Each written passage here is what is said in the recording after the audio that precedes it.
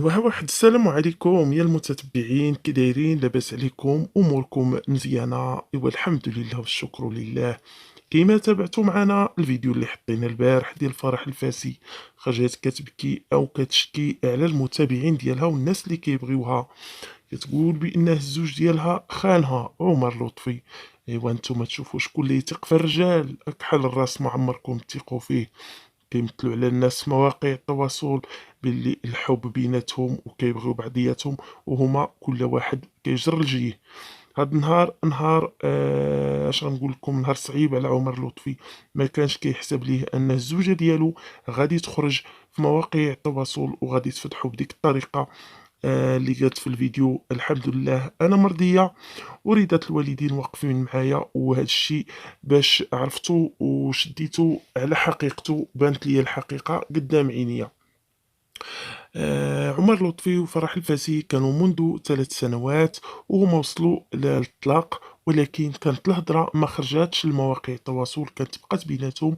الا اصدقائهم المقربين هما اللي خرجوا الهضره. ولكن من بعد رجعات فرح الفاسي كتقول كان غير سوء تفاهم اللي وقع بيناتنا، ودابا حنا رجعنا لبعضياتنا. ولكن الفيديو اللي حطات هي في الحساب ديالها في الانستغرام كيبين بانه فعلا راجلها كيخونها مع شي وحده، وكان هذاك هو السبب ديال البكاء ديالها.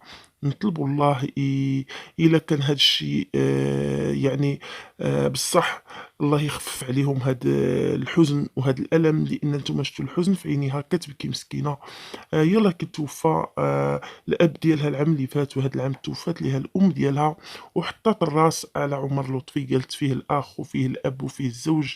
ولكن الرجال ما فيهم ثقه، ما كنعمموش، ولكن اللي بحال هذا النوع راه ما عمر المرأة تقول نديرو في كتافي وغادي نرتاح. كيغدر كيغدر، الله يشافيه كما كان الحال. هو راه دابا في وعلاش هو دابا في السبيطار؟ لانه نهار وطلع ليه الضغط ما رضاش وما عجبوش الحال، وتنادم معاه الحال كيفاش فرح قدات تحط فيديو وتبقى تمعني عليه هكا في السوشيال ميديا، والناس غيديو عليه نظره.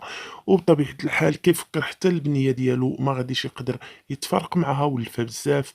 الى لا قدر الله وحرم الرزق وقع الانفصال بيناتهم، عمر لطفي ما رضاش بهذا الشيء اللي دارت الزوجه ديالو. اما هو داك الشيء اللي دار زعما ما على بالوش، الدنيا هانيه. ولكن هي باش تخرج في مواقع التواصل وتقول هذا الشيء اللي قالته، هو ما رضاش. وداك الشيء باش جاه انهيار عصبي وهزوه المستشفى. كما كان الحال نطلبوا ليه الشفاء العاجل ان شاء الله.